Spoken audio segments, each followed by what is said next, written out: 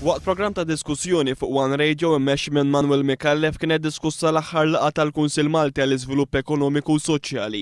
Matul din il-laqgħa l-Gvern qal li ż-żieda fil-prezzijiet tal-fuel u l-gass fl-aħħar 3 xhur ma kienx straordinarja u għalhekk m'hemm bżonn nebda kumpens lill-familji. Il-Gvern qal li wasal għal din konklużjoni abbażi ta' rapport li kien ippreżenta matul l-istess laqgħa tal-MCSD. F'intervent telefoniku Joseph Muscat fisser id-deċiżjoni bħala xhieda li pajjiżna huwa mmexxi minn Gvern bi prijoritajiet ħżiena. Jien naħseb li għandna konferma ta' kif il-Gvern bħalissa għaddej bi prijoritajiet ħżiena.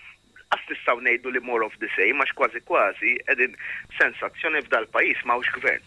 Għax ikun assenti fid-deċiżjonijiet illi jieħu jew li ma jieħux. Il-Mexxej Laburista qal li biex il-Prim Ministru approva żieda ta' 500 euro fil-ġimgħa lilu nnifsu u lill-Ministri tiegħu ma stenna ebda rapport.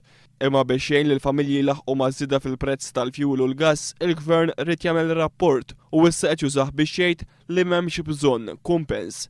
Fl-istess programm is-Segretarju Ġenerali tal-General Workers Union Tony Zarb ikkritika r-rapport tal-Gvern għaliex ma ffukax fuq żidiet fil-qasam tal-enerġija imma fuq l-inflazzjoni ġenerali. Iktar nies li qed jintlaqtu minn daw iż-żidiet huma nies tal-middle class. U aħna għandna rapport xjentifiku fi ġranet ġejjin ħanoħorġu ħanippubblikaw biex turi l-iktar mod ċar illi l-iktar nies li ħajintlaqtu u li qed jintlaqtu minn dawn l-affarijiet huma nies tal-middle class. Flimkien ma' nies vulnerabbli, għax il-vulnerabbli ma rridux ninsewhom qatt. Għalkemm l-impatt qed iħossuh ukoll il-familji bidħul medju huwa mistenni li fil-laqgħa li jmiss tal-MCSD il-Gvern ħabbar li se jagħti tip ta' għajnuna lil familji vulnerabbli biss.